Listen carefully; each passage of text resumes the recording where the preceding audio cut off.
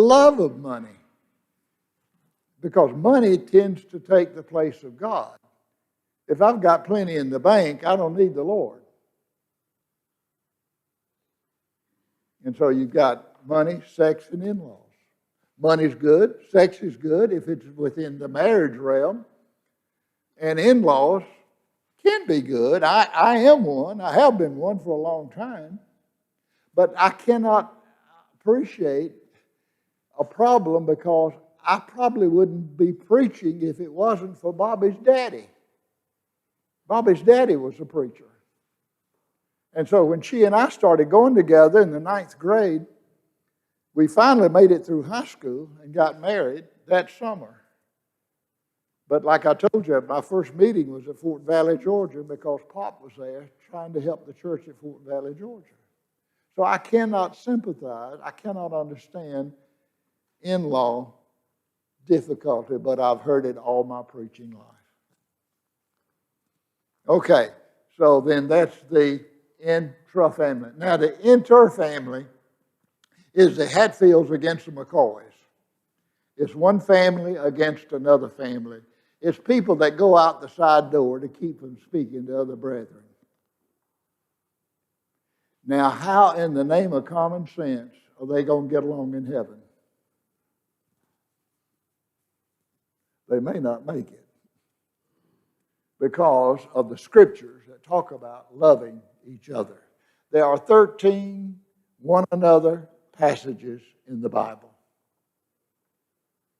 13 different passages about doing certain things for each other. And that would include, of course, the husband and the wife. And so families that don't get along, most of our splits have not been over doctrine. They've been over family jealousy in the church. Families that can't get along. And that's, I guess, is the most heartbreaking thing that we can undergo. So you have then, and then thirdly, there is a source of anxiety-provoking event of those old aggravating church leaders. They have a real problem with the decisions that are made. Like we talked about last night in Acts 6, when the 7 men were selected to serve the Grecian widows, it says, and it pleased the church. I love that. It pleased the church. Why? Because they'd had a part in it. They had said, we've got 7 men that'll do this. They're full of the Holy Spirit and wisdom of God. And so then church leaders have to make decisions. And when you make decisions, some are going to be for it, some are going to be against it. And so it can be an anxiety-provoking event. I talked to one of the elders where I had visited, and this congregation had chose to start using the instrument. And I said to him, why in this world have y'all decided to do that? He said, because some of the members wanted to. Does God's word have anything to do with this? He said, but we're just going to do it. We got 2 services. We're just going to do it at one service. I said, if it's right, do it all the time. If it's wrong, don't do it at all. Why would you do it at one and not do it at the other? In order to please the people. I think it's John chapter 12. He says, and many in the temple believed in him, but would not confess him, lest they be put out of the synagogue, because they wanted the praise of men more than the praise of God. Wow.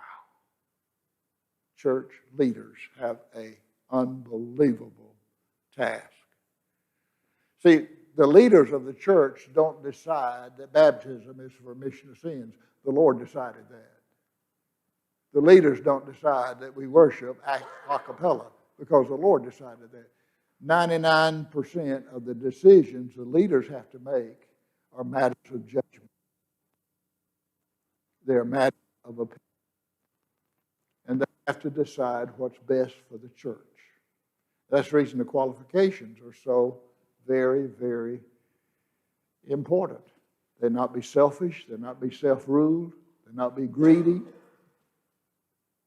So then those are anxiety-provoking sources of anxiety. Overworked. A number of years ago, we had two men that it came to the leadership that were having affairs. And after talking to both of these two men who had decided they would divorce their wives and go with their younger girls, it was unreal to find out that they worked over 60 and 70 hours a week. I thought, when did you have time to have a girlfriend? Overwork causes you to make bad decisions. And yet we're in a culture of working.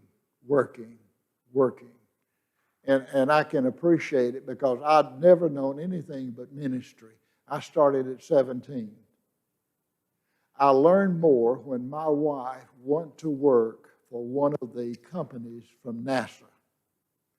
Because when she got home on Wednesday night, she was a secretary for 7 engineers. Now, don't get me started on engineers. Okay, because I got a church full of them. They love paperwork. They love to talk about it. Let's do it. I want to pull my hair out and say, let's do it. We've talked it to death. So Bobby would get home, and she would say on Wednesday night, if I wasn't the preacher's wife, I wouldn't go tonight. I'm brain dead. I learned more about my brethren, and I have a DM degree, a doctorate of ministry, but I learned more about my brethren when my wife went to work for the world than I learned in any university. And so if those of us who preach and those of us who lead would understand what our brethren go through Monday through Friday, we would understand that our job Sunday is to get them ready for Monday morning. Amen? Get them ready for Monday morning.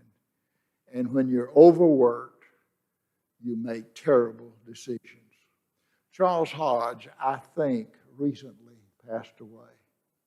And he was one of the best preachers we had. He's from Texas. He said the biggest danger in the church is overworked elders. Wow. And he knew. He visited a lot of churches.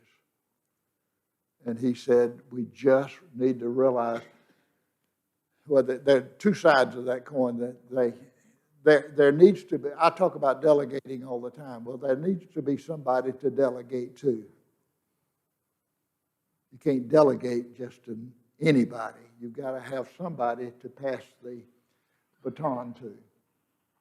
And so overwork is a cause of anxiety-provoking event. Now then, put all that together. The types of anxiety, the source of it is from family at home, family in church, church leaders, the unbelievable stress that's on work today. I think it's as bad. Of course, right now we can't get anybody to work. I've never seen as many signs in my life in front of places, we will hire. We will. I don't know what's going to happen to this crazy country. But we've got more people that make more money at home than they do working. But that's another thing. Now then, this anxiety-provoking, what happens when all of that happens? Look at that, draw a circle around the cry for help. The cry for help is one of the most sensitive, one of the most powerful things we can do. You know what's so sad about suicide? Is the ones who are left with the wonder if they cried for help and we didn't hear them. That's what's so awful about suicides. Because they may have cried out for help and we didn't hear them. Okay, what is a cry for help? It could be just about anything. It could be an ugly email. First of all, the cry for help is secret in the sense that it's not, they don't make an abuse of the situation. In other words, they're not obstinate.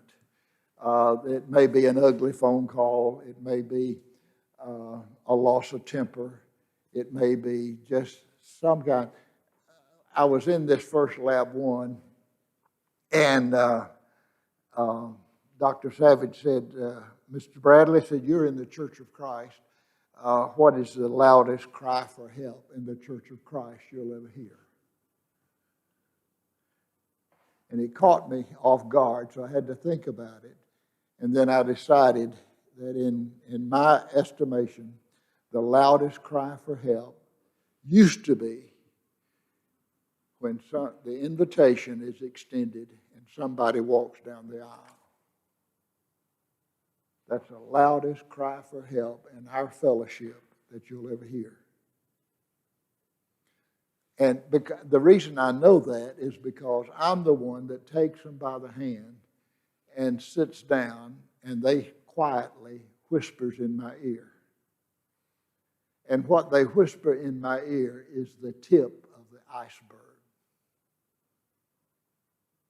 And I promised then, when I heard that from Savage, I promised, when I got home, I promised Mayfair, if you walk down the aisle and you tell me your pain and we have a prayer, I promise you, Monday morning, Tuesday morning, I'll meet with you and you can tell me the rest of the story. Because all that was a cry for help. Will somebody please listen to me? Will somebody please love me enough to give me a shoulder to cry on? And I made that promise to Mayfair, and I kept it. Because that's the tradition we talked earlier. People don't walk. When Jason, the preacher at Mayfair now, offers invitation, we have a prayer room. You can meet with the elders. We have prayer. We have elders scattered all over the congregation, and people don't walk down the aisle anymore in the Church of Christ. Used to, that's what we did. The preacher would sing 3 or 4 invitation songs in order to get people to come down the aisle. You remember those days. They don't do that anymore. But when they did, it was a cry for help. It was a cry for help. And I am so sad to tell you that what I did until 1995, all those other years, I just put my arm around them and we thanked them for coming forward. We had a prayer, and I didn't see them again. Until next Sunday. And so we really didn't deal with it. We really didn't hear their cry for help. So a cry for help can come from any source. It can come in different ways. People that just act up, even a child, can just really be crying for help. And I have a good friend, Dr. Eula Brannon, who says, you have to hold your nose to love some people. And I know what he's talking about. But those people that you have to hold your nose to are crying out for help. It seems like to me the most obnoxious people are the ones that are crying for help. But, you just want to stay away from them. And so then we need to learn how to listen at home, at church, for cries for help. Because it doesn't come like it usually does. Like, listen, would you please listen to me? I know we're talking about Gary Jr. I remember when he was 3 or 4 years old, and he talked all of his life and still does, being an attorney and a preacher. I was at home. I had the paper. I was watching Dan Rather or another newscaster, and Gary came up with this little old frivolous thing. I don't even remember what it was. And he pushed the paper down, and he got up in my lap, and he turned my face around, and he said, "Daddy, look at me when I'm talking." That's been, well, Gary's 64 years old. And I still remember it. It was a cry for help. It was a cry to have a daddy that cared more about him than the national news. And so then the cry for help. All right. If it is not heard, it turns into anger. Now let's talk about anger. Anger is a good thing. Because, write this down, anger is energy. Jesus cleansed the temple twice. Read your Bible. Not just once. But he entered the temple. He saw they had turned it into a money-making deal. He turned the tables over, ran them out, and basically said, in Alabama language, if you come back, you're going to get more. It's okay to anger. Let me finish. What you're angry about. I'm angry that we can't get angry about the condition of the world and turn that anger into energy. Now, there's only one passage in the Bible that talks about this. It's Ephesians 4, verse 28. Paul says, "Be ye angry." Okay? Tell me more, Paul. "But sin not." That's the only permissive verse in the Bible that tells you that you can get angry. Get angry about the devil. Get angry about what's happening in this world. Get angry and use that anger for energy to change it instead of just brooding over it. And so then the person that cries out for help and doesn't get heard, that turns into anger. Look at this. You care, you get hurt, it turns into anger, and if that anger is not dealt with, it turns into the worst thing in the world, and that's what? Bitterness. Bitterness. I can be angry for a week. I can be bitter for 30 years. There is nothing worse than bitterness. And bitterness isn't a thing in the world but unresolved anger. That's the reason we need to talk these things out. That's the reason we should not, as husband and wife, go to bed with differences between us. But get it resolved. Because if it's not resolved, it turns into bitterness. In Acts chapter 8, we have Simon, who had tried to buy the Holy Spirit with money. Peter said, "Thou art in the gall of bitterness and in the bond of iniquity." It doesn't say that about anybody else in the Bible. And he didn't run away with somebody's wife. He didn't do some awful thing. He just tried to buy the Holy Spirit with money. That I see the power that you and John and Peter have, and I want that power. How much money is it? And you give me that power, and I'll be a big shot again. Because he was a sorcerer. He was a magician. And he knew he was a fake, but he knew what Peter and John did wasn't a fake. I want the real stuff. How much is it? And Peter said, "You got a bigger problem. Your heart's not right." You know, I go to a dentist. We talked about Brother Winter. Went to school with Denton, one of our elders. And I go to the dentist and he cleans my teeth and he might find a little problem here and I'm happy and I go home. All of my doctors I like except my heart man. Because I don't want anything wrong with that heart. I can get by with good teeth or bad teeth, and I can get bad with the hearing in my ears, but you fool with that ticker and I'm out of here. And so that's the reason the Lord, the Bible heart is not here, it's up here. The Bible heart is who you really are. And so then, that turns into anger.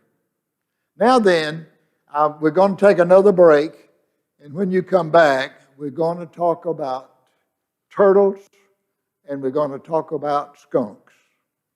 You're dismissed for 5 minutes.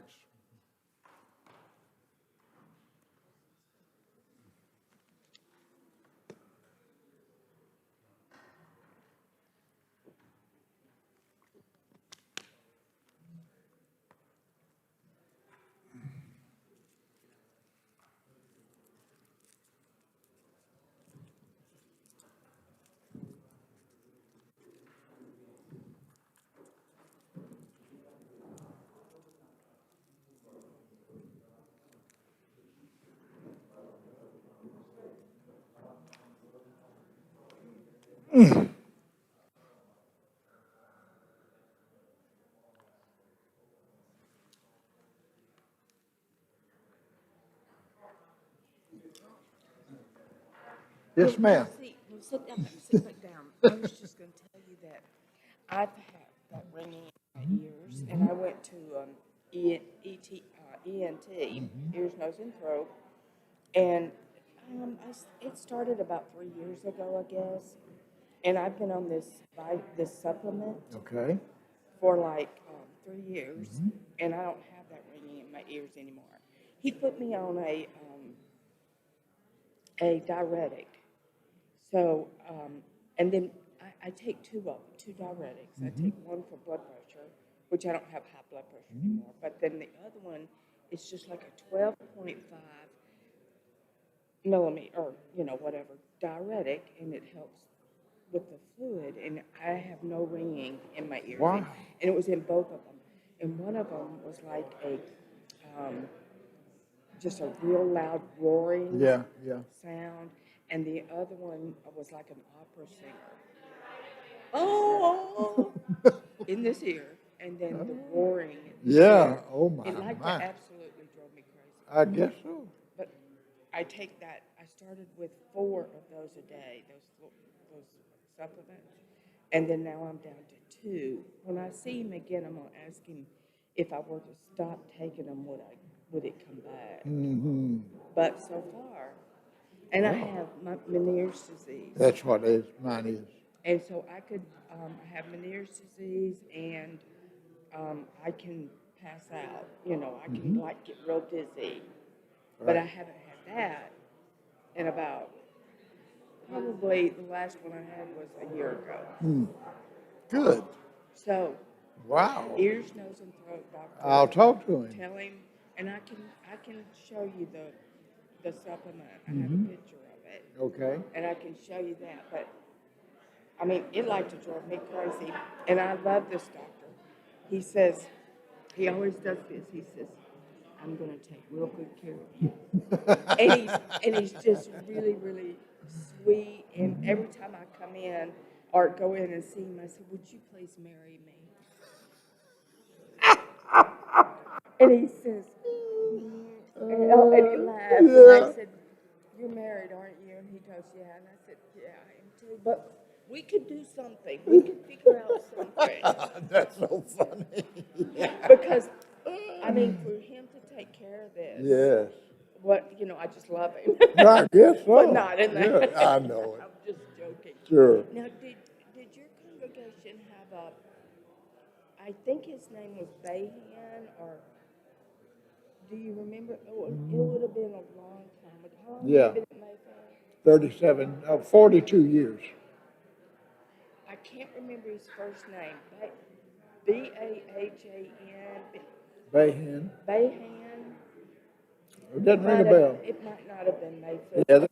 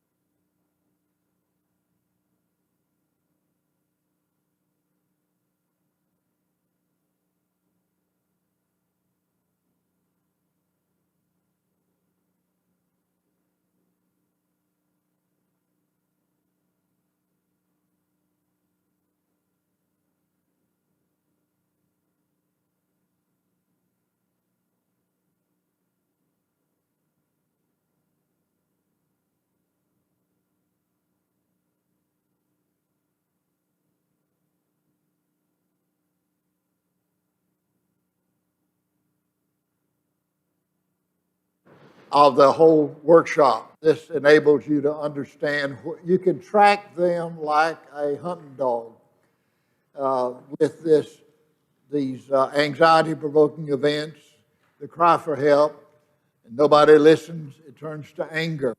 Now then, it's interesting to see that Dr. Savage says his research shows that they go in two different directions. 33 and, well, I think it's 33% go inward. Write that down beside. 33% go inward and they turn hopeless because they blame themselves for the inability to deal with the anxiety-provoking events. These problems that they have just destroyed them, biblically, physically, and bodily. And so they turn inward and they are hopeless. And they turn 100% family. So beside that side, write the word turtle, because they become turtles. They draw into their shell. And when you go visit a turtle, it's very, very difficult because they're not.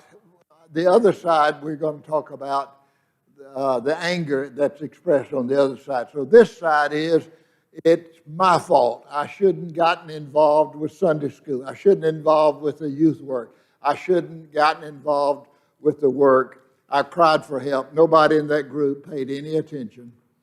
And I feel so alone. And so they are turtles. And they turn into 100% family. Now, a number of years ago, a family had done this at Mayfair, and Bobby and I went to see them, and they said Monday afternoon would be the best time. Now, Guntersville is one of the most beautiful towns in North Alabama. It's 30 miles from Huntsville, and the Tennessee River flows through Guntersville. They had a cabin on the lake, and they invited Bobby and me to come up and visit them. And I told them we wanted to come. You never say, want to come talk. They've had it up to here with talk. Drop that word from your vocabulary. We want to come to visit. And especially as a preacher, I have to say, I'm not coming to preach. We want to visit you and your family. Okay, so we get to the cabin, and we're going to have supper.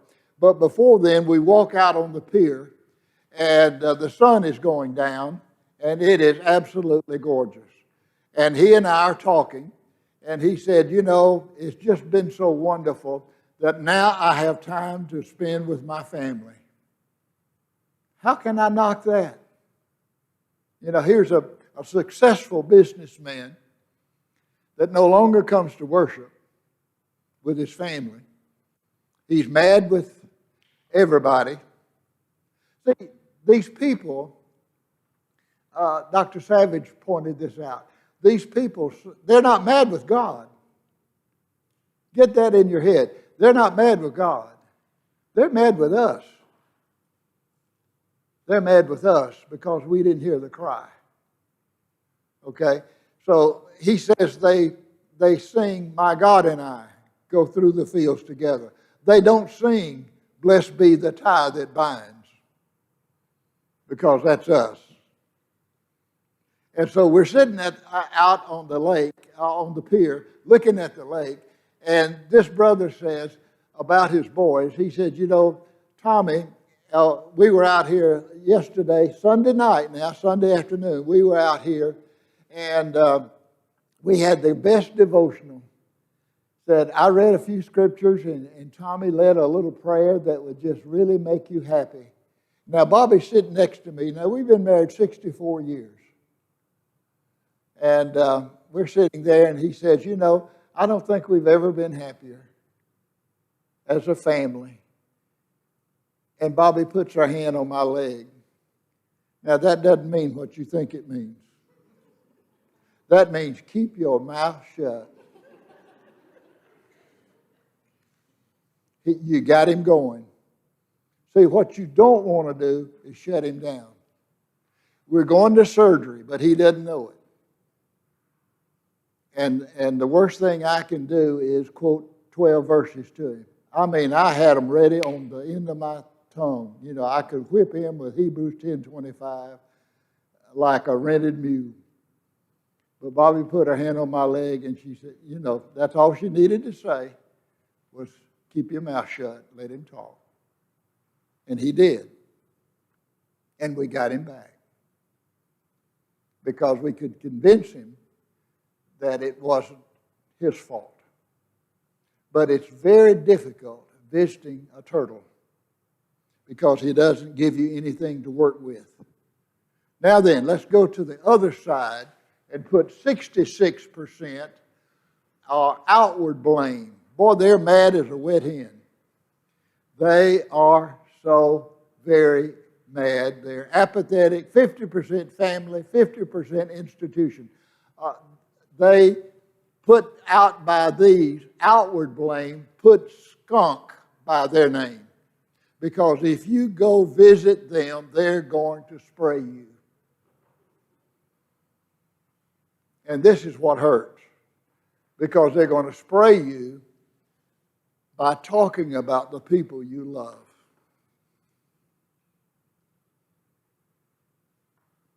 And the people you've been in church with probably most of your life.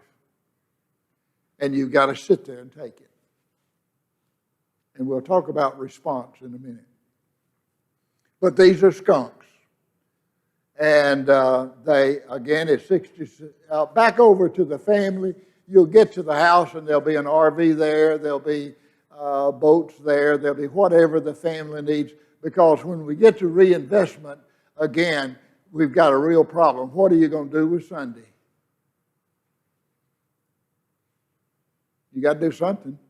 So when the turtles go inward to family, the skunks volunteer for the fire department. The lady volunteers as a pink lady at the hospital. Because psychologically and sociologically, they've got a problem. We just can't sit home and watch pro football in the wintertime. And so they got a problem with time. They got a problem with money. What am I going to do with my contribution now? And so this reinvestment is the reason you can't say, you sure do miss us, don't you? They say, no, we don't. I spend it with my family. Dr. Savage said he went to see a man that had dropped out, and he was a skunk, and he volunteered at the fire department, and he went to see him, and the fire chief was there, and he said, where's Billy? And he said, Billy's not here yet. He'll be in a little while. We surely do need him. And Dr. Savage said he probably didn't hear that at church, but he heard it at the fire department. And so you have the skunk. Now then, here's a good question. Which group, everybody that would rather go visit a turtle, raise your hand. You got 2 hands. 3, 4, 5. How many rather see a skunk? 1, 2, 3. How many rather not go at all?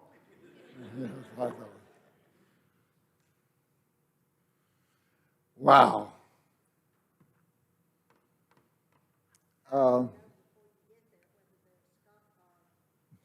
No, you can't really. No. You don't know who you're going to see. It depends on the cry for help. If the cry for help just takes an attack on the leadership, then you pretty well know you're dealing with a skunk. But if they draw inward, if they blame themselves, then they're not as adamant. They're not as, they're quieter. A turtle is a lot quieter than a skunk. And so you may know before you get there, but you probably won't until you listen to them. And it takes 2 or 3. We're not talking about one visit. We're talking about 5 visits, 6 visits, 7 visits. This is a long, the research has shown this is a heartbreaking thing, like with my grandsons. It's going to be more difficult to get them to come back than it was to convert them to start with. We had a couple at Mayfair. I know we worked with them. There's an older man and his wife. We had Bible studies with them. We tried to really let them know how much we cared about them. We finally were able to baptize them. But we came within a hair of losing them because they never connected with anybody in the church. And so I came up with this thing, and I preached about it. And I was almost at retirement, so they couldn't fire me. I know how to get into the Lord. How do I get into Mayfair? Are you hearing me? Are you hearing what I'm saying? I know how to get into the Lord.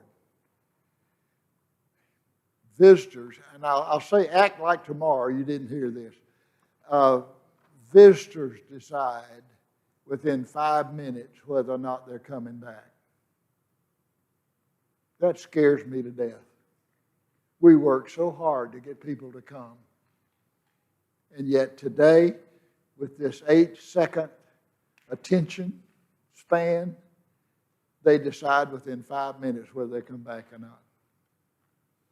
Wow. And so then we'll talk about it tomorrow. It's very difficult to convert people today. It's even more difficult to get them to come back, depending on a lot of things. Number one, how long they've been gone. And how deep is their investment, their reinvestment into their day, into their money, into their social life. All my friends are at church. I was born and raised in the church. Okay, where am I going to find friends over here? It's a psychological, sociological problem, not just dropping out of church. So if we understand their mindset and we still love them because Christ died for them, and it's a sin for them to be away from the family. The Bible talks about this. Peter talks about it, about going back into the world, like a hog that returns to the mire, and then some very vivid descriptions. Okay, so here's the beginning of, they stopped giving, they stopped missing worship, they resigned from Sunday school, they resigned from the committee. The dropout line, Dr. Savage says, is 6 to 8 weeks, and they're gone. 6 to 8 weeks, and they're gone, once this process started. And the thing, not only is this the best shepherding tool about caring for the sheep that I've ever seen, it raises the level of concern for each other. We start thinking about a particular family who gets hit one lick after another after another. Somebody better get to them. Somebody better have enough compassion. And my terminology of compassion is your pain in my heart. Your pain in my, and you read Matthew, Mark, Luke, and John, and underline every time it says about Jesus that he had compassion upon them. It'll blow your mind. Because every time it says he had compassion upon them, he did something about it. And a lot of us just kind of whine about, oh, I'm so sorry they're going through all that. Have you done anything? Have you prayed with them? Have you cried with them? No, I'm just so sorry they're going through so much trouble. And so then we've got 6 to 8 weeks, and they're gone. They're gone, and the reinvestment starts. Does anybody have anything they want to say? I haven't slowed down long enough to let you.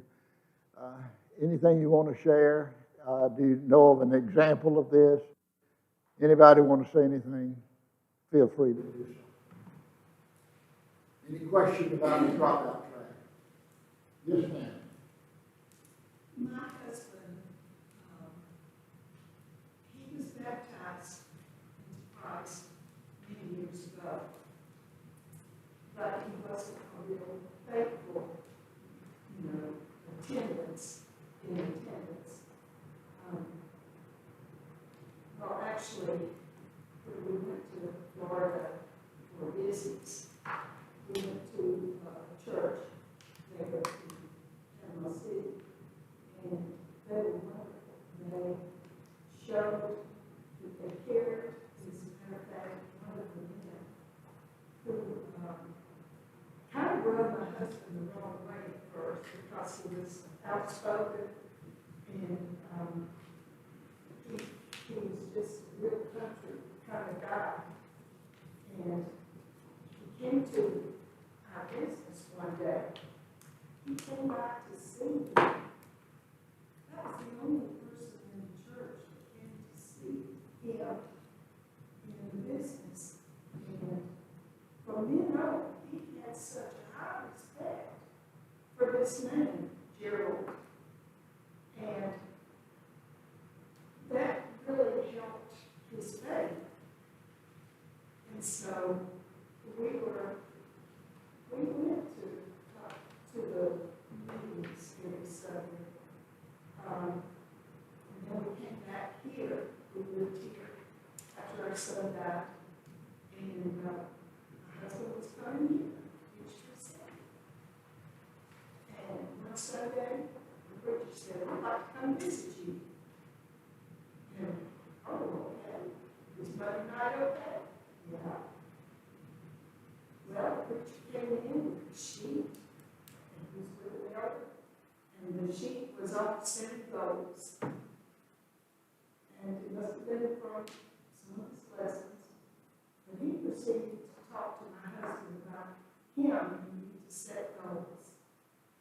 Rather than listening and visiting and finding out about his life, that he was a Vietnam vet, that he had PTSD, and he had a crumbling business that we went bankrupt and so forth. Nothing like that. He just wanted my husband to try to reach these goals. My husband said it was all I could do to keep from kicking him out. That's how he felt.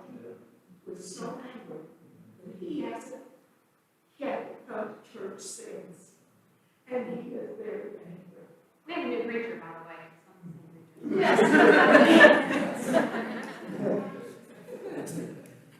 Yes. I'm trying to get it to come back.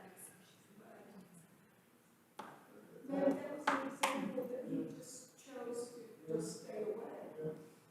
But it hurt real bad. I'm sure it is. I don't know why he writes books about family and being a brother, but he lacks that passion to really get into what a person's going through. Thank you for sharing that. I would pray that people would join with us again and maybe get into Bible study.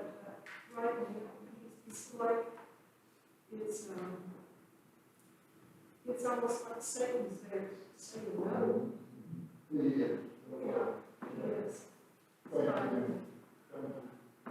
Yeah, as I said, I have good buddies that have doctorates in speech, but nobody's got a doctorate in listening. And, we are to proclaim, we're to preach, but Ephesians 4:15 says, preach the truth, how? In love. And nothing is more loving than what? Listening. Nothing is more loving than listening. And so then, anybody else want to talk about this dropout track before we move to something else? Yes, ma'am. I feel like this dropout track doesn't really address the college student. Uh-huh. I see that the apathetic part, that there is a percentage of apathy on the outward blame side. Yeah. But I feel like a lot of the kids these days, they don't go through that anger stage. They just become apathetic. Okay, wow.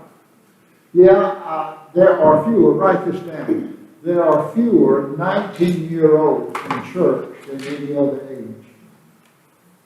Why? They're out of high school. They have got to make it, they're in transition. They've got to make a decision. Do I join the army? Do I go to college? Do I work with dad? What do I do?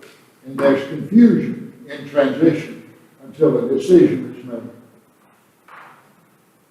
And so that's the reason I talked with a boy that was one of our leaders in our youth work, and he went to Lipscomb, and he came home for Christmas, and I said, well, how do you like college? He said, I can't handle my freedom. If I want to sleep in Sunday, I can sleep in. I don't have a mama to pull me out by the heels to get ready for church. They can't handle their freedom. And that's the reason we've got to instill into our children their faith, because it's too hot in the kitchen to try to live on Mother and Daddy's faith. Write that down. That's very good. I can't believe I thought of that. You can't live on Mother and Daddy's faith. And that's what happened. We've got to do a bang-up job for the first 12 years. Well, before then. We'll talk about life commandments. That's everything you were told before you were 2 years old. Wow. Okay, we'll get to that in a minute, maybe. Okay, thank you, ma'am, for that comment, because it's so true. College students, there's another thing, and I love college students to death. We have a good college, but they're, I was talking to our brother in the back about it last night. They have a lot of freedom. They do like they want to. They kind of put the Lord on the shelf for 4 years. But once you put him on the shelf, you don't take him off. Satan won't let you take him off. So I've got to go to college. I've got to pass all these tests. I've got to do what everybody expects. We were talking the other night about the mistake we've made about you're not going to be successful unless you have a college degree. Have you called a plumber lately? Excuse me? Yeah, the plumber cries all the way to the bank, okay? He ain't had a day in college. All right, that's another subject. Anyway, I do think that there is a matter of freedom. If they've been raised in a Christian home, they've been in a good church, and now they're off in the university. Especially, this is true at Lipscomb or Harding or Freed or anywhere, but it's especially true at Auburn and Alabama and Georgia Tech and Georgia, where the Lord's made fun of every day by PhDs, you know. Well, Kenneth Reed at Alabama said years ago that when our kids go to a state school, we lose 80% of them. Wow. Okay, are we through now with the dropout track? Anybody else? Okay, let's go to the next one. All right, I love this one. When you go visit and you talk about abstracts, you talk about, well, I was going to say, all right, let's forget the other day. Let's pretend that Alabama won, okay? Okay.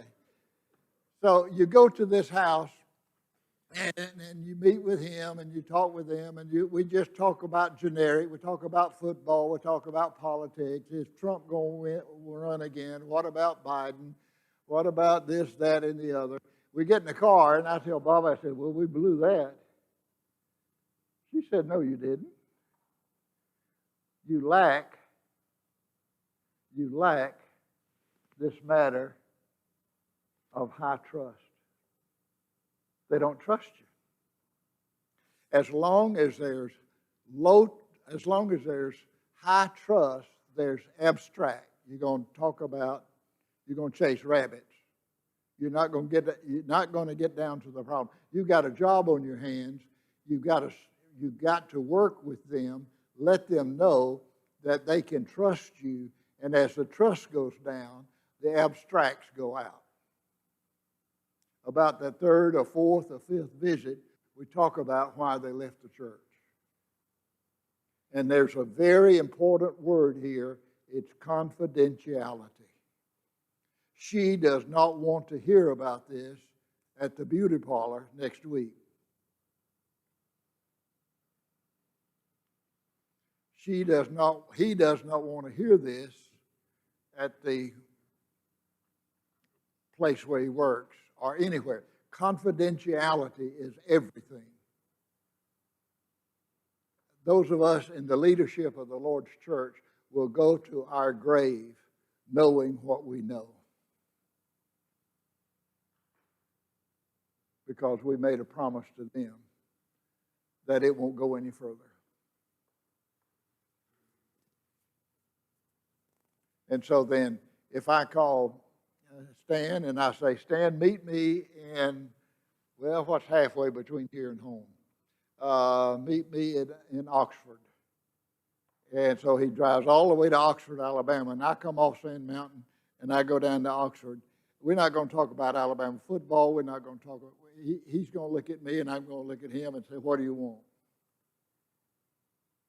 That's when the trust level is high. I have a friend in Birmingham, Wayne Kilpatrick, preached for the church there for years. He's my age, so he's retired. But Wayne and I are that close. And I could say, Wayne, meet me in Coleman. And when he gets there and I get there, we're not going to talk about generality. He's going to say, what do you want? Well, this is what I want. So then trust. You got to build trust. This is what happened when I worked with the state troopers. I told you it took me 3 years to gain their trust. When I first started, they thought and probably said, I don't need a preacher riding around with me at night. I don't need a preacher beating me over the head with his Bible. And so I had a job on my hands to let them know that I'm a man just like they are, and I put my britches on just like they do. And I've been saved by grace, and that grace is still available for you. But I mess up every day. And so it takes time to build trust. This is not an overnight thing. This is something that you pray about. You pray for patience. You pray for wisdom to be able to say the right thing at the right time. And everybody you visit are not going to come back. Because really it's between those two. It's between them and the Lord. But you can let them know that they have a friend, a confidential friend. And that is so very important. Any questions about that one? That's a good, I really appreciate Dr. Savage reminding me of that. All right, story listening. This is so very important. When you are visiting, you will have a story. You cannot not tell your story. If we're together for 30, 40 minutes and you know how to listen, you can tell my story. I will get to it sooner or later. And so everybody has a story. Do you know why people, not only older people, but everybody, seems to tell the same thing all the time? Because nobody's listening. Nobody's listening. If they were listening, then you'd get the satisfaction, or you'd get you'd get the recognition that you need out of that story. You'd quit telling it. It's okay to tell it, but you tell it in order to relate. And so then story listening. Everybody has a story. And we'll talk about different kinds of stories. This is to show what happens to you when somebody tells your story. And it helps you to not do things, and we'll talk more about it later, like blocking. Blocking is when somebody tells you a story about their anxiety-provoking event, and then you say, well, let me tell you what happened to me. Well, what does that do? That's it. Get your coat, get in the truck, and go home. It's over. And so the reason, if I tell you my story, it'll fire up your story. You can appreciate your story, like this diagram. Okay, we start off with the data back then. I remember when we were involved in the bus ministry. Okay, that's it. That fires some kind of story. See, the solid line is the teller. The bottom line is the listener. That fires off a story with you. Well, what was the feeling back then? The feeling back then for them, we loved getting involved with the children. We wanted to help the children. We're telling how they felt back then. And then it moves into feeling back then and feeling now. I really do miss being involved in the children's ministry. All right, then big mouth preacher says, okay, you come back, we'll give you another bus ministry. No, you haven't. You shut them down. Let them talk. They're on a journey, and their journey is down to the bottom, where you have feelings back then that's recognized by the listener, and then there's joy for the teller and joy for the listener. When they tell you their story of pain, and then you say, because it fired up your story, then you say, well, I had a similar story, and I know exactly how you feel. Wonderful. I have somebody that agrees with me. But you don't block them. You don't do one-upmanship. You don't say, well, that happened to you. Let me tell you what happened to me. You just agree with them that you've had a similar, that you can identify with what they're going through. We'll talk more about this when we get to the word vocabulary. But this is a very interesting concept because it tells you what happens. Let me tell you quickly. Bob, we lived in Chattanooga. I preached for the Brainerd Church. Van Ingram was a relative of mine, and he was in charge of Agape. Agape is a institution of recognized by the state to take adoptive children, put foster children in foster homes, and put adoptive children in adopted homes. All right, Van's in charge of that. He called one day and he said, Gary, we've got a baby that's got 11 brothers and sisters, and they live in a 4-room house, and she's 3.5 months old, and she's not been abused, she's just been neglected. Would you and Bobby keep this baby until we can get things straightened out? So I talked to Bobby and the kids. The kids were 8, 9, 10 years old. And so we took this baby, Kim, we took her at 3.5, 4 months. And of course, when we got her, she's a beautiful little girl. And we bathed her, we dressed her, we took her to church. The days turned into weeks, the weeks turned into months, the months turned into years. 3.5 years later, the judge called and said, Kim's going home. And I said, no way.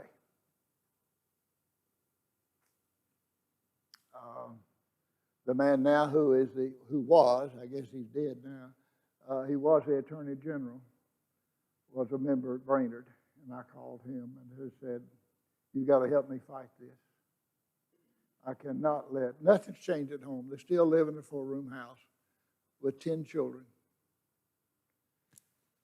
And I can keep Kim, I can raise her in a Christian home, I can give her a Christian education, She's going home. Well, the day came when the social worker came after her. And I preached for a great church. I was 27 years old. And, how long this has been? 50 years ago. And it's like it was yesterday. Kim went home.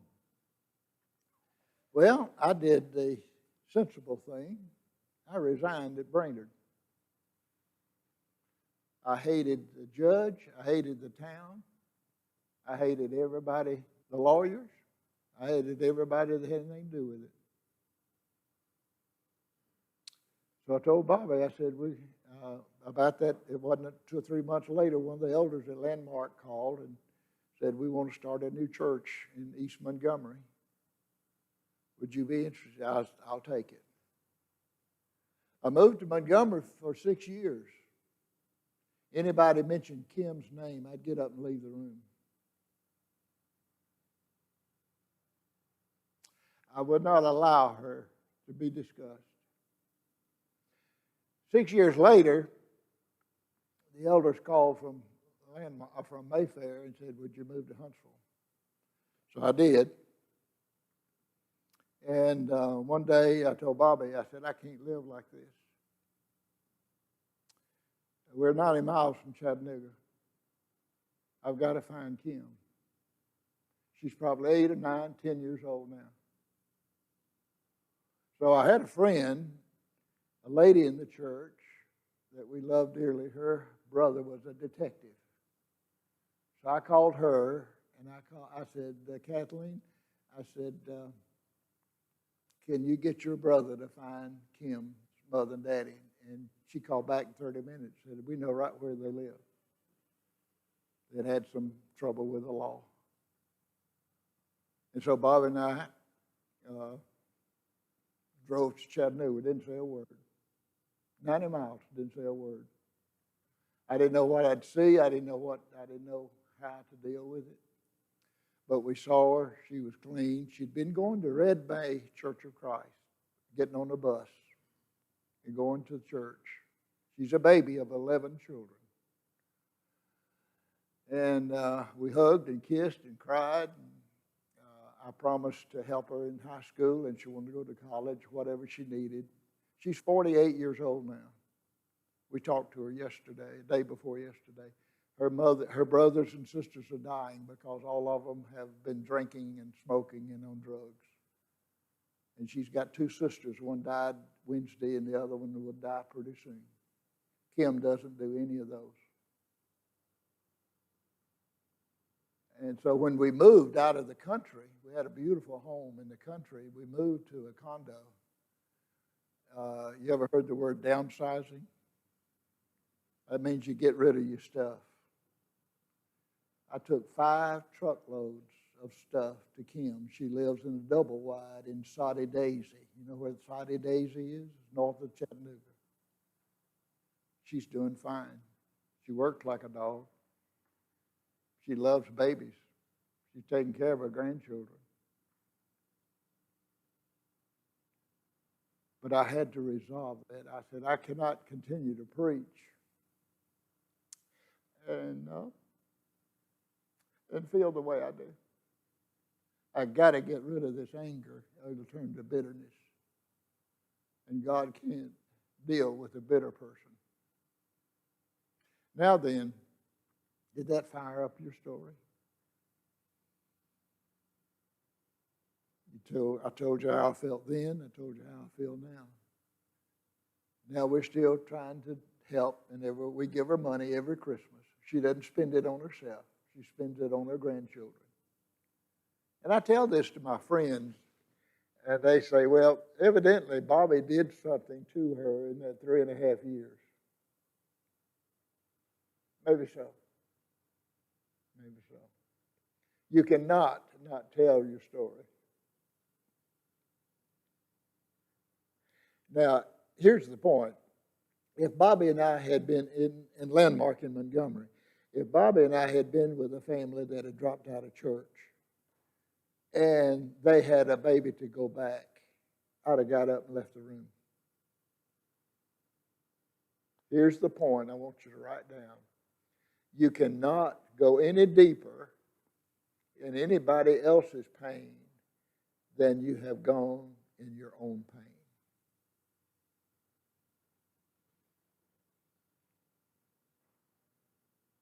And so, as God's children, as the spiritual, who did I say was a spiritual? I believe it's those that don't carry around baggage. 1 Peter 5, verse 7 says, cast all of your anxiety on him because he cares for you. If we're carrying a lot of baggage, we're not going to be able to help anybody else with any baggage. We're not going to want to. And so it's just, that's what I think he meant by that Galatians 6. Ye who are spiritual, you who are led by the Spirit, you who do not carry around baggage, but you give it to the Lord. You repent of it. You let it go. Because that will put you in a position to listen to somebody else's pain. You can't go any deeper to anybody else's pain than the pain that you've gone through. So if we kind of deal with our sack of rocks, then we'll be able to help anybody else with a sack of rocks. Okay? And so that's what this means. This means it'll fire up your story. But when we get to the vocabulary in a minute, it will cause you to appreciate what they're saying, and you can say, I understand the pain you must have. That's it. All right? Now then, what kind of stories do we tell? The reinvestment story, we've already talked about that. That's what they're doing with their Sundays. That's what they're doing with their money. That's what they're doing with their talent. That's what they're doing with the family. They have reinvested in something else. And therefore, it's extremely difficult for us if we do not understand that. Rehearsal story. That's what I mentioned a while ago. That's the thematic material. They keep rehearsing the same thing, the same thing. I had a man, when I used to stand at the back door and shake him out, every time he came by, I think he was one of our deacons, I said, well, how you doing this morning? Well, I'm hanging in there. What does that sound like? He said it every Sunday. I'm hanging in there. There must be something going on that would cause him to feel like I'm on the verge of slipping off. And so then while I'm thinking about it, pay attention to the first things people say, because that's what's right here. That's what's right here and right here. The first thing they say is probably what they mean. And sometimes we have to apologize because it was the first thing we said. So it's so interesting. Bobby used to stand at the door with me, and when people came out, and I would shake their hands and kiss the babies, and she would stand right by me. We'd get in the car, and she would say, did you hear this, this, this, and this? I had one lady that came by, and I said, well, how are things going? She said, well, that son of mine, I'm just giving up on him. Well, he was standing right behind her. She didn't know it. She just told the preacher that she was giving up on her son.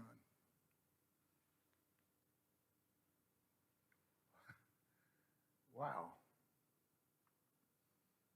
So pay attention to what people say, because you cannot not tell your story. And these are the types of stories. Number 3, the I know somebody who. This is the one that amazes me. You know, somebody said, I need to talk to you, Brother Gary. And, you know, my sister is in trouble with her marriage in Memphis. No, it's not her sister, it's her. You can camouflage anything. And it's, I know somebody who. I know somebody that's having trouble with somebody at church. I know somebody that's having marital problems. I know somebody. And so you'll hear, and I know, these are smoke screens that are going up because the trust level may still be lacking and you haven't gotten to the real problem yet. All right, anniversary stories are real. Listen, anniversary stories. I had, let's see, a phone call, what's today, Saturday, of Monday or Tuesday. It was a widow, and she said, well, I've just come through the first Christmas, the first Thanksgiving, the first anniversary, the first birthday without him.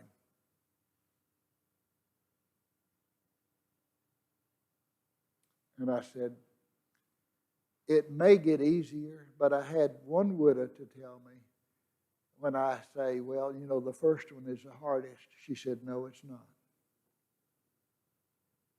The third and the fourth one is the hardest. So anniversaries are those things that impacted us, those things that we were a part of, that register in our subconscious. And when that day, I remember I came home one day and Bobby said, well, how was your day? I said, it was horrible. I could not concentrate. I've got TV coming up. I've got 2 sermons. I've got a ladies' class. I just can't think. She said, you know what today is? I said, no, what? She said, January the 11th. You buried your mother 5 years ago today. Really? Yeah. Anniversaries are real. And what Dr. Kubler-Ross suggests in her book on grieving is that the day of the anniversary is maybe you call the day before or the day after, but give them permission to have that day. And see, before I had all of this, if I'd have gone to the house during an anniversary and she was sitting on the couch going through wedding pictures and squalling her eyes out, I would have said, close that up, you know, call your friend, y'all go to the mall and shop, you know, no. Let her sit there, let her look at the pictures, and let her cry. It's okay. Anniversaries are real. I've often thought, you know my lack of technology, I don't even know how to run this, but I want one of those engineers or gurus at Mayfair to write the software and put it in the computer, and as things happen to families, I would register it, and when it got to a point of anxiety-provoking events, 4 or 5 things, their name would flare up. And then I'd go see them, or we'd talk about visit in a minute, we'd go see them. Do we know what's going on with the flock? And can we find out what's going on with the flock and do something meaningful? But anniversaries are real. And you can allow yourself. I lost my best friend 8 years ago, and she's still having trouble. She's still having trouble because he left her a mess with a son that's on. She hadn't seen him in 3 years. He lives there in Huntsville, but he is a drug addict. He is an alcoholic. And he was rather well off and had a lot of investments. And the year she buried him, she got audited by the IRS. And he was a CPA. The Brannons, yeah. And he left her a mess. He died with Parkinson's plus. There are 5 kinds of Parkinson's, and this is the worst one. Ray Jones my friend was in Montana, and he met a fellow. They were at an outing and something. He said he was a doctor at Vanderbilt, and he was in charge of Parkinson's. And he said, well, one of my best friends has got Parkinson's plus. He said, forget it. There's nothing you can do. Larry died in 9 months, physically and emotionally. He made some of the craziest decisions, but his body shut down. He was 64 years old. And so anniversaries are real. And so she has a hard time because Thanksgiving, he always did the turkey. She doesn't have anybody to do the turkey now.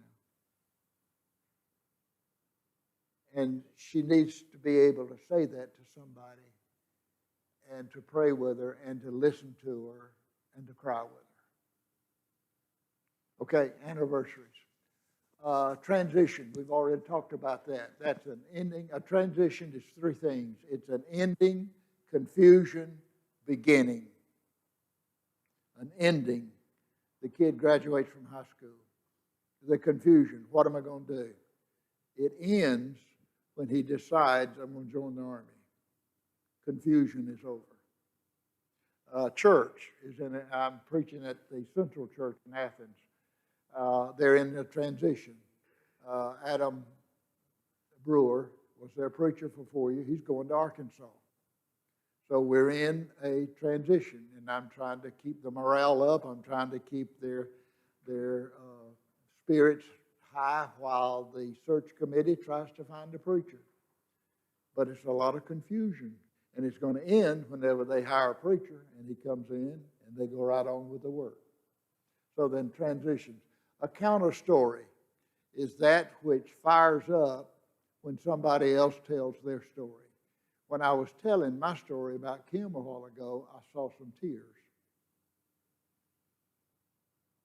And so it evidently fired up some other stories. So a counter story, and that's okay as long as you don't take it too far.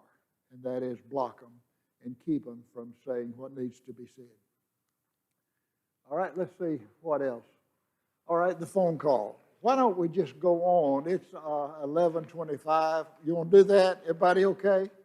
Let's go ahead and finish up here. All right, the phone call.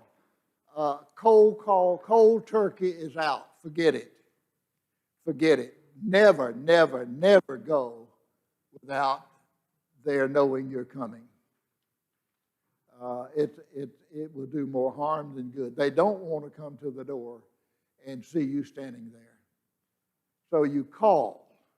You do not go without calling. And when you call,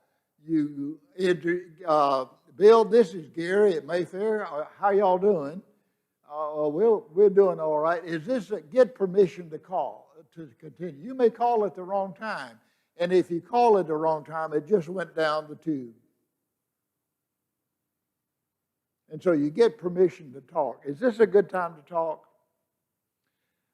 When I was working with the troopers, we had a death in a drag racing. A boy got killed in drag racing, and somehow the county got involved. I had to call a deputy about something, and I called him, and his wife answered the phone. I said, is Sergeant Jones there? She said, Your Highness, it's for you.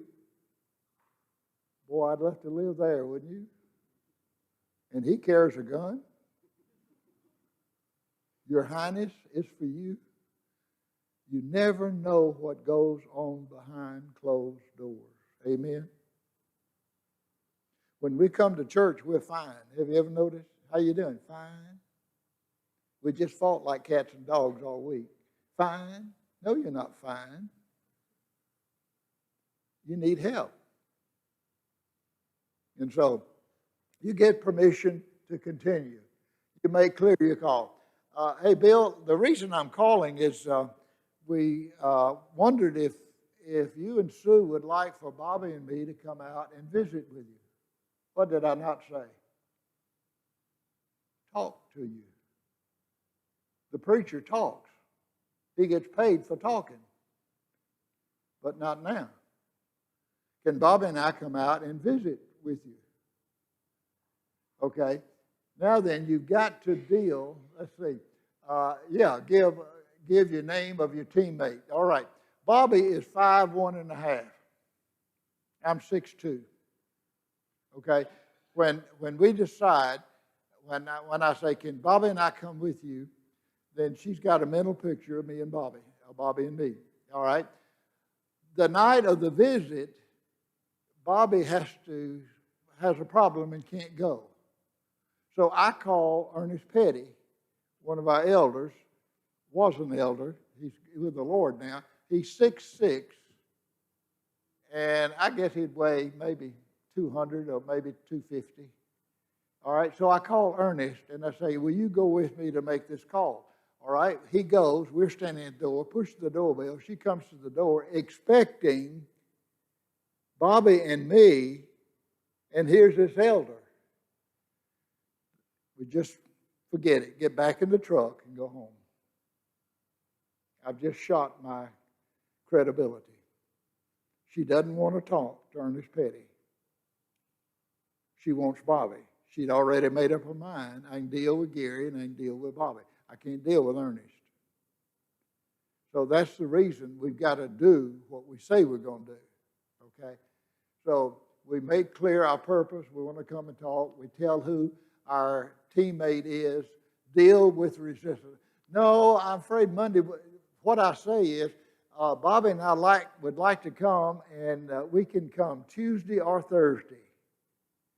See, that threw her a curve because she can't deal with both of them at once.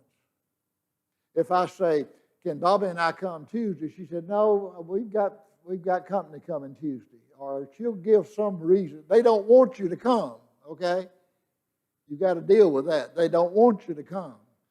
So you've got to convince them that it's okay. And so you throw a 2 at them, and she said, well, Tuesday's not good. I said, well, what about Thursday? Well, Thursday will be fine. Okay, so we got it down. Thursday, she knows who's coming, deal with resistance, and develop as much trust as possible. Bill, I'm not coming to preach. I promise you. I'm coming to listen. He's never heard anybody say that before. Nobody's ever told him that they want to listen. All he's heard up to here is talk, no action. And so then you get directions, and you negotiate the time. We'll be there Thursday night, 7 o'clock, and we'll stay 30 minutes. Now, if you've got chocolate pie, and everybody knows at Mayfair, I love chocolate pie. If you've got chocolate pie, then we may stay a little bit longer. But some people don't know when to go home. Amen? So you say, we're going to stay 30 minutes. And when the 30 minutes, no chocolate pie, then 30 minutes, you get up and go home. So then you make sure they understand that. You negotiate the time and the place and get direction. And the worst thing to do is to stay lost. I found that out yesterday when I was trying to find here. So if you're 30 minutes late, you can forget it. But then what you do is when you've got a partner that we have now, we've got a lot of partners here now, and when you go, don't double up on them.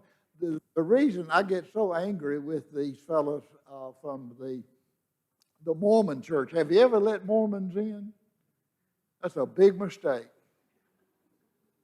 That is a big mistake to let the Mormons in. And one of the things that frustrates me about the Mormons is they all talk at one time. You can't deal with just one. He's got a partner, but anyway, there needs to be a partner to talk and a partner to listen. And as you can tell with me, I'm the talker, and Bobby's the listener. And we get in the car, and she tells me what I didn't catch about story listening. And, when I get to this is very important, and this is the last one. All right, screening. This is ugly. screening is what you subconsciously feel as to who you want in the church and who you don't want. Isn't that ugly?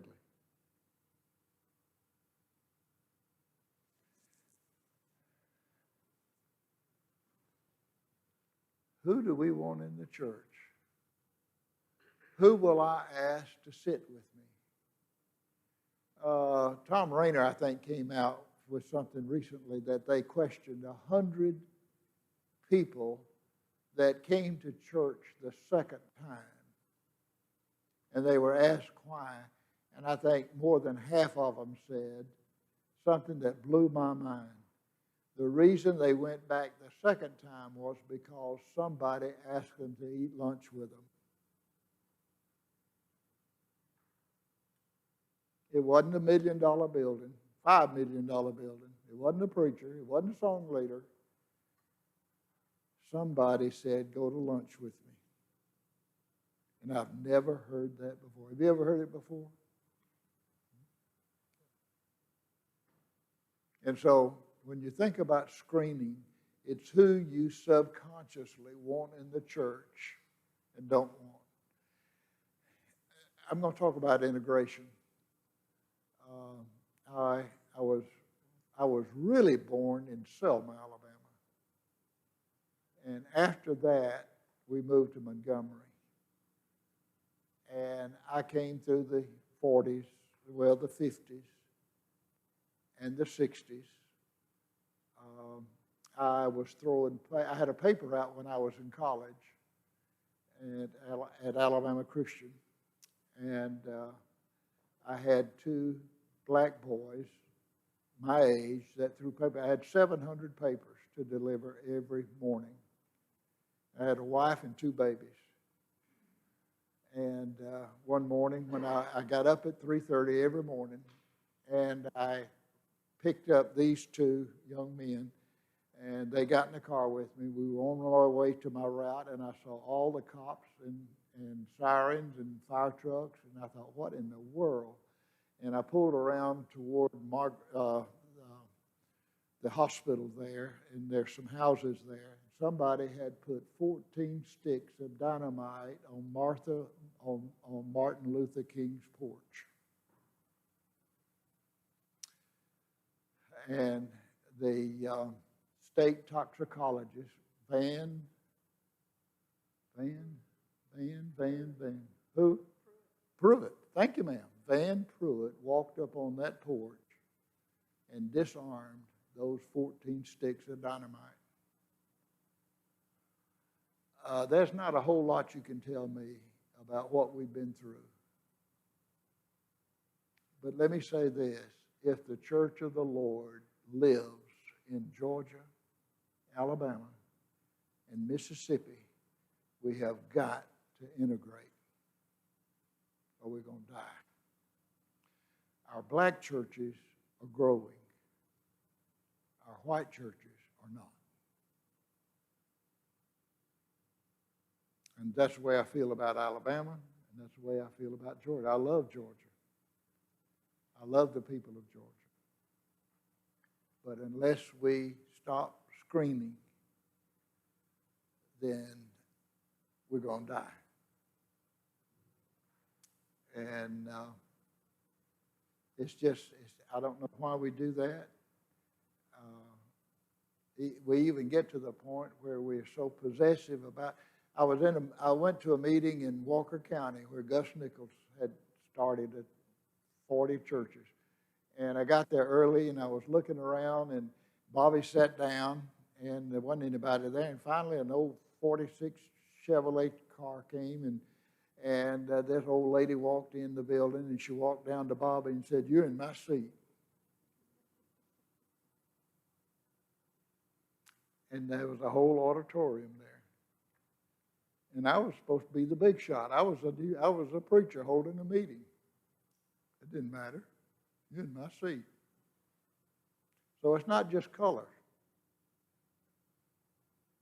You want some rich people? How about some poor people? See, I live in Jones Valley. Gorgeous place, isn't it? A lot of rich people right across the street from my building, $1 million homes. We screen people, who we want, who we don't. We can be prejudiced more than color. We can be prejudiced against the poor. We can be prejudiced against the rich. So screening is basically who we would be willing to listen to, not just come to church, but would we care enough for them? Would we listen to them? Listen to their pain. The Bible says, rejoice with those that rejoice. That is fun. I love that. But in the same verse, he says, weep with those that weep. Now, that's hard to do. That's when your pain is in my heart. And so screening is scary. Blocking is something we've already talked about. It's when you do a one-upmanship. It's when you say, well, I know it. I had some help back when we lived in Nashville. We had some elders that made us mad or whatever. It's when you do, and we do this. We do it because when they tell their story, it fires up our story. And we want them to know that we heard them, but we do it too much. We shut them down. And when you're listening, you want to take them on a journey to their pain. You got them on a gurney, and you're trying to get them in surgery. And it's painful. But they come out rejoicing because they've dealt with their pain that they buried, like the song said, that it's been buried in their heart. Okay, lag time. You can talk 6 times faster. You can listen 6 times faster than you can talk. While I've been talking, y'all been doing everything. Buying groceries, deciding what, going fishing, whatever you can listen 6 times faster than anybody can talk. So when people are talking, your mind goes off. And that's not good. That's not listening. Lag time should be spent in what they're saying. The thematic material. We're going to talk about it in a minute. Their body language. When you get to the door and he opens the door and he says, well, we're glad you and Bobby are here. No, you're not. No, you're not. Body language. Body language is more than verbal, because you can fake verbal, but you can't fake body language. And so we have lag time. Cluster is a matter of anxiety-provoking events. Pay attention to what happens to people in a short period of time. They get hit after hit after hit. If they don't do something about it, it'll affect their body and their behavior. Okay? Body language, we talked about that. It's amazing. When I would come back from Cuba, they would always, the immigration men, and I've got a letter from the church, I've got my passport, I've got all the papers, but they have been taught to watch the eyes, because when you're lying, you look off in a certain way. And so they have been trained to watch body language, not what you say. They say, do you have any liquor, any firearms? No, I don't have that. And then I had one, I've been, as I said, 29 times, I had one that I think he was just trying to impress us. He said, come over here, I want to go through your luggage. Well, after you've been in Cuba for a week or so, you have a lot of dirty laundry, and I always put that on the top. So if they want to go through my luggage, go right ahead. And so they are taught body language, the eyes, the tone of voice. I want to say something about our words. Well, let's wait till I get to it. Body language, bonding. Bonding is your glue to the church. That's the reason they're saying that 30 to 40% of the people are not coming back after the pandemic. And it's those who were on the fringe to begin with. They're not glued to the church. They're not bonded to the church. And you do that in two ways. You have a friend and you have a job. If you've got a friend and a job, you can just about withstand anything. If you don't, the least little anxiety-provoking event will knock you off track. So as leaders in the church, and that's what we have in here this morning, we need to be bonded and we need to get other people bonded. Ira North has been my mentor for years to build a great church. And Sister North said that Ira North stayed awake at night trying to figure out how to put the members at Madison, which was 4,700 members, the largest Church of Christ we had, try to put them to work.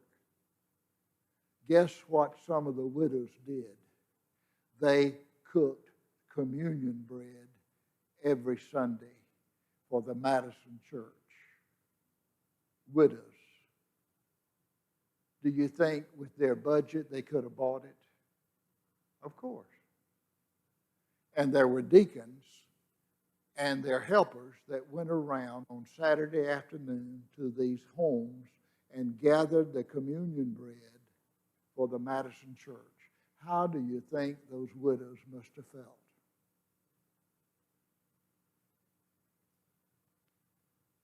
And so when we talk about the importance of being bonded is our salvation, especially in this crazy world that we live in. When everything, that's the reason we're going to talk tomorrow about Sunday. I don't know what we would do if we didn't have Sunday. Sunday seems to be the only sane day we have. Everything else is so crazy. That's the Lord's day. That's when we get our focus. That's when we get our battery charged spiritually to deal with Monday morning. And so that's the reason bonded is important. Reinvestment, we talked about that. Let's talk about life commandments. Life commandments are very, very important. I know some people that believe life commandments more than they believe the Bible. Life commandments are, don't get in the car with a stranger. Here's one that I never did understand. Eat all your food. The little children in China don't have it, but how are they going to get that food? You know, I never could swallow that one. No pun intended. But life commandments, I never shall forget. I had dealt with a lady that was having marital problems for, I know, an hour and a half. And finally I said, well, let's continue this next week. And she gets up and walks to the door and I call this a door handle, this statement. She puts her hand on the door and she turns around and says, well, I'll tell you what, Gary, Mother told me a long time ago you can never trust a man. Excuse me? I wish you'd have told me that an hour and a half ago. Life commandment. Dr. Savage says it's what you were told before you were 2 years old that registers in your subconscious. And it never comes to consciousness until you need it.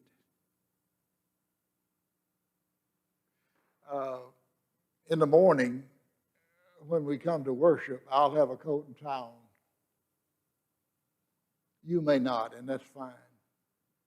But the reason I will is because my mother would turn over in her grave if I didn't. And I don't like for her to turn over in her grave. So I'll have a coat and tie on. That's a life commandment. If you get in the pulpit, you have a coat and tie on. I don't bind that on anybody else but me. A life commandment. You'll be dealing with that when you deal with people. Because a lot of them will go back to that rather than scriptures. Some life commandments need to be broken. Don't play in the street. That's okay if you're 4. But if you're 40, you might play in the street. But you've got to accept the fact that there are some DNAs about us, and that's our life commandment. That's the way we were, what we caught when we were growing up, what we observed from our parents, what we were told, and what we saw. I am insanely afraid of snakes. Don't ever think that Mayfair will ever handle snakes as long as I'm there. Okay? I hate snakes. I hate dead ones. I hate alive ones. All snakes are bad. The reason is, when we lived in Pensacola, we worshiped at the West Hill Church of Christ. We walked to church and we walked home. Mother, it was Wednesday night, and Mother and Dad were walking home. Rose and Nita was behind them. Well, I was with Mother and Dad. Rose and Nita were little girls, and they were back here. 3 mean old boys came out of the woods and threw a dead snake on the girls. If my daddy had caught them, he would have been in the penitentiary. From that day forward, I have hated snakes. That's a life commandment. Well, what about poison? I don't care if it's poison or non-poison. I hate snakes. If I had been Adam, we would have still been perfect. Okay? Enough about life commandment. Now, fogging and coaching is kind of close. Fogging is hearing a story and agreeing with it as much as you can without lying. I hear what you're saying. I agree with maybe part of what you're saying. So fogging is not shutting it down, but agreeing with the story as much as possible. I know our elders are not perfect. They're men. They're human beings. I know, I can agree with you, we do let some people fall through the crack. And we hate it. So fogging is agreeing as much as you can. Now, coaching is different in that, let me tell you, like the sister was saying, about the preacher. And you're sitting in a home and she's talking about the preacher. Since I'm one, I can use that. And you say, well, is there anything else you need to tell me about Brother Bradley? See, you left the door wide open. Well, he promised that he would come see my husband when he was in the hospital, but he never did show up. Well, that's not good, is it? Is there anything else about him that you want to share with me? Fogging is keeping her in the mindset to say what's in her pain, to say what caused her to make decisions like she's made, to not come back to hear him preach again. So that's the vocabulary. All right? Good. I'm going to let you out before 12 o'clock. 5 minutes till. Any questions? Okay. We must, don't let this die this morning. I can't talk about this in the morning. We're going to be on the positive. We're going to be on the exciting side tomorrow about how to become an Acts 2 church. We're going to open the front door wide open. This morning we've been closing the back door with people that we love. Look at that card that you wrote 4 hours ago, and think about what you've learned and how you can use that in order that they might return to the Lord and His church. Preacher?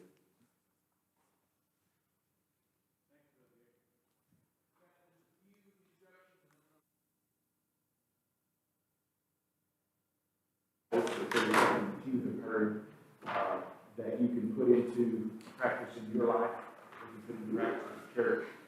Just some really, really good practical stuff I think that we all use. Lunch is ready.